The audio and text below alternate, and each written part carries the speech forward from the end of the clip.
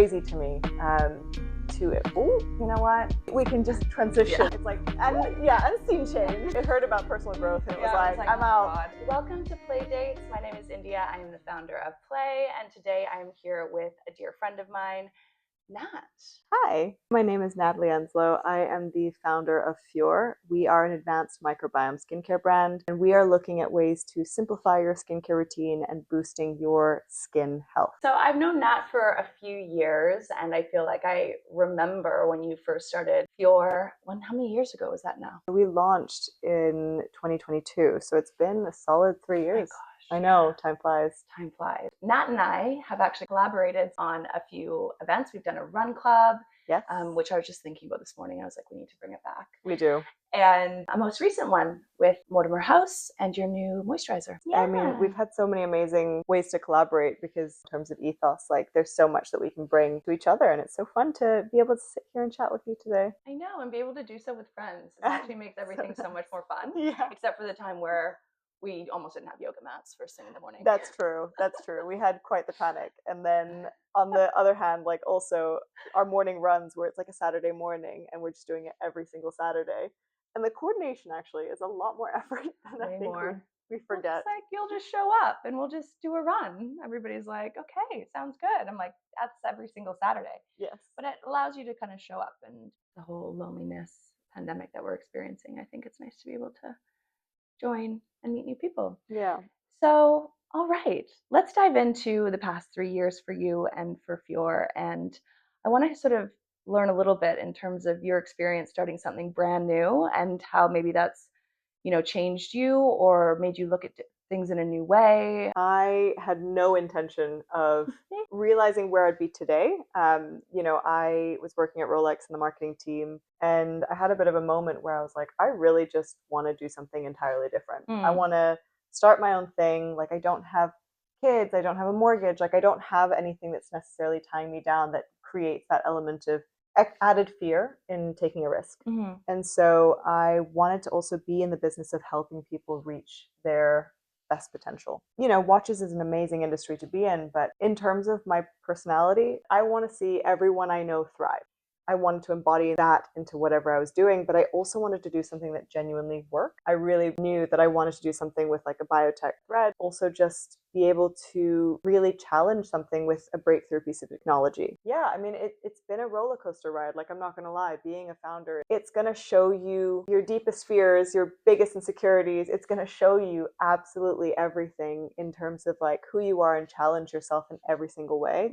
The growth is amazing, but there's so much that comes along with it where you're faced with very difficult decisions and situations and everything. And in terms of starting something and embarking on this journey, I think when you're driven by purpose and you have a very sort of fundamental mission of what you're doing, you can persevere through a lot. It isn't an easy journey. I think it's glamorized online a lot. Yeah. We all fall into that trap because we also want to feel like it is glamorous. But the reality is it's tough. Yeah, it's tough. And nobody gets to see, what happens behind closed doors on weekends. Yes. At 10, 11, 12, 1 a.m., 2 a.m. Yes. And all the rest. No one hears the voices that kind of go on up here, right? So it's really interesting when you meet people and they're like, oh my God, you're doing so great. And you're like, yeah, like those are the great milestones that you see. But wow, like to get here, I have faced a lot. And what do you think is the primary thing that you've learned about yourself through that process? I am so much more resilient than I thought. I didn't realize that I could withstand as much in terms of falling off the horse and just dusting yourself off and getting back on again, because there's so much that comes in terms of rejection therapy. I feel like that's a really big one about being a founder. You have to be prepared to sort of find the people that will actually see your vision and want to support you through it. But most of the time you're faced with a lot of no's or it's too early or whatever. And there's a lot of moments where you feel like you're challenged in that idea of I'm not good enough. And it's being able to persevere of just being like, no, I will become it. Whether or not that happens like today or tomorrow or whatever, but you just know you're like, I'm willing to rise to that plate, and you keep trying. It's a bumpy ride. When you chose to make this decision, you were probably not in the best place. You didn't feel like it was aligned to you. Like, can you remember, or could you describe what it felt like to finally honor the calling? I quit my job on a whim.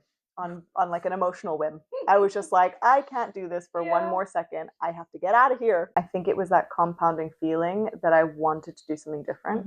You know, that voice grew and grew, and I started to tinker around a little bit. I had registered a company on Company's House, and I feel like that was step. it's such a big step because it is. makes It's like it real. Could buy a bit of time because you haven't told anyone. You're not like, Yep. hey, this is my business now, and I have to go figure it all out. It's like it gives you time, but it's a bit of it holds you accountable to be like, I can see this. It is now out in the world. Maybe that was the catalyst, like registering the company, and then a couple months later, you know, having then the courage to realize, actually, I need to follow this through. Right.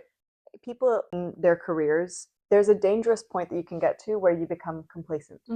There's a point where it's not good enough that you want to stay, and you look at your manager and you're like, I really want that job.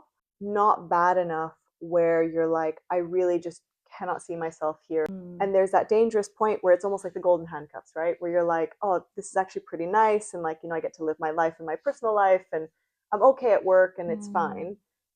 I'm very lucky that I didn't have that. And I was actually in that point where I was like, I really don't see myself, you know, in my manager's position. She's a wonderful person, but like, you know, and she was very good at what she does. But for myself, I was just like, I can't see it.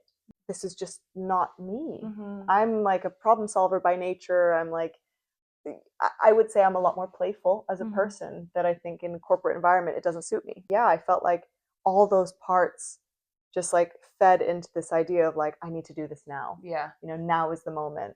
My mom, who's my Asian side of me, she was like, what are you doing? She was not pleased. No. And I think in many ways, your core values, belief systems, priorities, like what you want for your life were revealed. I just don't feel aligned. Yeah. And so it's through that journey of understanding, okay, I want to make my work something that's meaningful, that aligns with my Yeah. you know, values. I mean, to be completely candid, if I were to meet myself pre-fjör, I wonder if we'd be friends. Really? Yeah. It's changed you that much? Yeah. I really changed a lot in terms of what I valued in my life. You know, starting fjör and being a founder, and, you know, having to put yourself in all these uncomfortable situations and face all these fears and face everything. I think you become more of a resilient person, but you also become a lot more of like an empathetic person. Because you're able to witness lots of different people's positions at different times or moments of their career or life. Exactly. And I think when you work in an organization such as Rolex, I always liked nice things growing up. I think I was very much driven on like that external validation side of things. When you're a founder, you are forced to understand what it means to have internal validation. How do you build that sense of worth to persevere through the hard moments, and to know that you've got what it takes to be able to see your vision through? You know, when you start something, you're like, I have this grand vision, and you're like, oh my God, it's gonna be amazing. And then reality hits, and you're like, there's such a difference between what's up here and what you can actually do with your two hands, and with your time, and with the resources, and with all these different factors. It makes you appreciate and really respect anyone who's gone out and done something and taken a risk and achieved their dreams. It's possible. And you know what? One of the things that I love about play is rediscovering that sense of play in yourself. Because I think, you know, in a corporate environment, you can really mold to the corporate nature and lose that sense of play. But in this journey, especially being a founder, I like got to re-adopt the parts that are playful in myself, that the only person that had to accept that was myself. And honoring that, and then really realizing actually it's okay, and it's really nice to be playful in the way that you look at ideas, the way you interact with people. Like, you're allowed to have fun. Well, you only have yourself, right? Exactly. Like you have to keep coming back to yourself. So you're forging and you're building that relationship. What would you say is your main driver for creating fjör? I mean, there's two sides of it. One is very much like the personal side. So I grew up with two parents that suffered a lot with their skin. So my mom really suffered from the aspect of, she did way too much, and she has super sensitive skin. So she would get all these allergies and irritations, and her skin was so sensitive, and she would be very uncomfortable. The other side, which is my dad, he suffered from severe sun damage by doing too little. And he's really seeing the repercussions later in his life. There's this aspect of when you watch your loved ones actually experience something that really makes them uncomfortable, or, you know, that they don't want to go out one day, or they feel too uncomfortable, or they think that someone's going to look at them and judge them. I think that plays into that idea of, you know, if I can support other people so that they don't have to feel like that anymore, I know that I've done something good in my life. I think that aspect makes my job really rewarding. And in my head, I think I have the best job in the world because, we get these really cool letters and sort of emails in terms of, people saying like, I've had skin problems since I was 17 and I'm 35 now. And for the first time since then, I'm wearing no makeup and I'm able to show my skin and I feel like I can take on the world. And there's something so special about someone actually taking the time and effort to tell you that story, and it really feeds into like the why. And I think the other side is that like I wanted to do something that could actually make that impact on a larger scale and show that it can be an independent thing that really gets going, and you don't have to also be a woman of tech to be in tech, to be able to leverage technology and to be able to do all of these different things. So yeah, like I wanted to push the fold in, I guess, every single way. Outside of fjör and you as an individual, where do you find sources of inspiration, of play, of that childlike wonder in different ways that might feed your work or feed your soul? I love dancing. Ooh. Like I will break it down. If you put me on a dance floor, I Oh my will. God, where are the tunes, DJ? I know. Honestly, get Where that are my going. decks? Yeah, get that going, and I'll be gone. But Oh my gosh. I I need an excerpt. Like, do you have a video? I need to see it. I will show you later. But I love dancing. I think it's super freeing. I just love to be able to move my body and like to have a laugh with your friends and just to not take things too seriously. It's such a freeing thing for me, and I feel like that's something that brings me immense joy. You ever take a 10-minute dance break I between do. meetings? I You do. do. I actually do. What's your go-to track? That's, you know what? That's a little I bit said hard. quick fire questions were coming. Okay. So there's this one song right now which has become my morning like dance song. Okay. It's called "Small Change" by Don West. I can already feel it, my little hip moving in the morning as I'm brushing my teeth, and I'm just having a great time. And it really sets the course of like feeling the day is that little bit brighter. And I think music has such a. Well, you start with sound, your mom's heartbeat. So true. We start and end in sound, don't we? Yeah. Like our body vibrates at a certain frequency. 432 hertz in the bath really does wonders. Yes. For manifestation as well. Yeah. Is there maybe a piece of art, body of work that's really impacted you in some way? I think music, if you sort of look back at my old playlists and the playlists that sort of just are like the ones that you just add songs to it, you can really see the red thread in terms of, what I've been going through, what I needed at the time, and what was sort of fueling my soul. That is very indicative in terms of what has kept me going through those times and what I needed. There's certain points in my playlist where it's like very soulful, and it's like I almost needed that extra bit of soul through that time that kept me inspired. I love that. That's great. And then there's other times where it's like a lot more, rhythmic, where it's probably just trying to keep the pace alive. It represents so many different like facets of like what was in my life at the time, and I feel like it's also reflective in terms of when I listen back, and I can almost like feel the feelings and like feel the points of growth that I've gone through in that. Are you an Apple Music or Spotify girly? I am a Spotify girly. Okay, so then have you done a playlist in a bottle? Playlist in a bottle? Yeah. You put a playlist into the bottle and then it'll tell you like 2 years later, and it'll reveal the playlist to you based on what you listened to at that time. Interesting. Yeah. My playlist in a bottle is just my liked songs and just going way back. Given the world that you're in, skincare, wellness, could you please paint a perfect day in London? Zen vibes, no work, just for you. It would probably start with a very good sleep. Hallmark, non-negotiable. And a slow morning to really calm the nervous system, especially like if it's a day off. Dance break. Yeah, dance break. Morning routine, dance break, having a morning ritual that feels truly like a delightful moment. Just that peaceful morning ritual moment, I think is really important in terms of mental wellness. I think it would be really important to have a session at the gym, to be able to go and have like a good sauna. I'm a big fan. What does movement do for you? I mean, movement will change my whole day, right? I think a lot of people will agree, and science agrees too. Yeah. But it will change your whole mood. It will uplift you. It will give you not only physical strength, but mental fortitude. A good movement session, I think, is very key.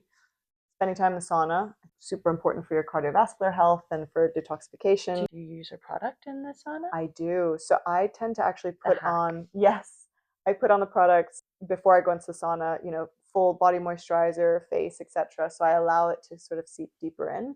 I did it in Greece, and I honestly walked out and I looked 12. was like, this is great. It's great. It is really like effective in Oh terms my of how it works gosh, with yeah. skin. I'm a big cold plunge person, Mm-hmm. but I know that as a woman, you just have to be careful. Like you should be doing it 0 in, degrees max. yeah, and especially like in the early half of your cycle, just not really messing so much with, our natural system. So Many gyms actually, they usually don't change those levels for men and women. So just check it out because men can go to minus 16 degrees Celsius, where women reap the same benefits at 0. yeah.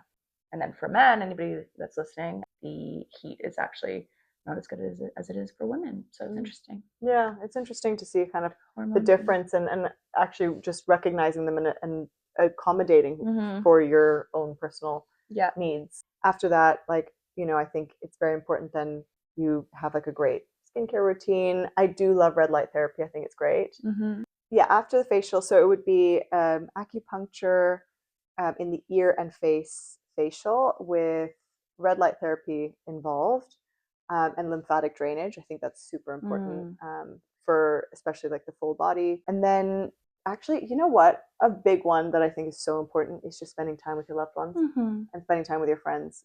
That release Healing. is so healing. The sort of morning period is more like the functional side of things, right? Really looking after your body, but spending time with your loved ones and what they bring out in terms of how you feel, I think is like the perfect way I would spend my wellness day. Maybe I'll do that on Saturday. Yeah, exactly. Is anybody that is thinking about starting something new, jumping into a risk, doing it on their own, what are some key top line piece of advice that you've learned that you might be able to share? I think in the art of risk taking, there's a book that I read, and it was around the fact that it's very easy for us when we take a risk, right? We pick our goal and we build like this perfect linear line. We should be looking at it in terms of milestones of acceptable loss. Like, what's the acceptable loss that we're able to digest that will still be not so bad that we can keep going? Because things change. How do we actually find a framework that allows us to take a risk, but then also know for ourselves when to walk away? Because that's the hardest thing. Whether it's quantified in time frame or in money, for example, those are two facets where you can actually create frameworks. That means that you also won't walk away being like, should have done this. And so that's where I think if the sort of looking at risk taking, you sort of can't just imagine the perfect scenario in order to get to your goals, because Not perfect. 12 out of 10, it's not going to happen. I'm going to tell Plan you B, that. plan C, plan D, plan E. I think I'm already on plan X at this point. Like it's so far gone, so it's not even worth to make it, because then you're so disappointed. So I think it's better to think about it in that terms. I think it builds up that resilience in yourself. All right. This was Natalie, and I'm India, and thank you so much for tuning in. Thank you. Gorge, made it to the end. We did it. Did it.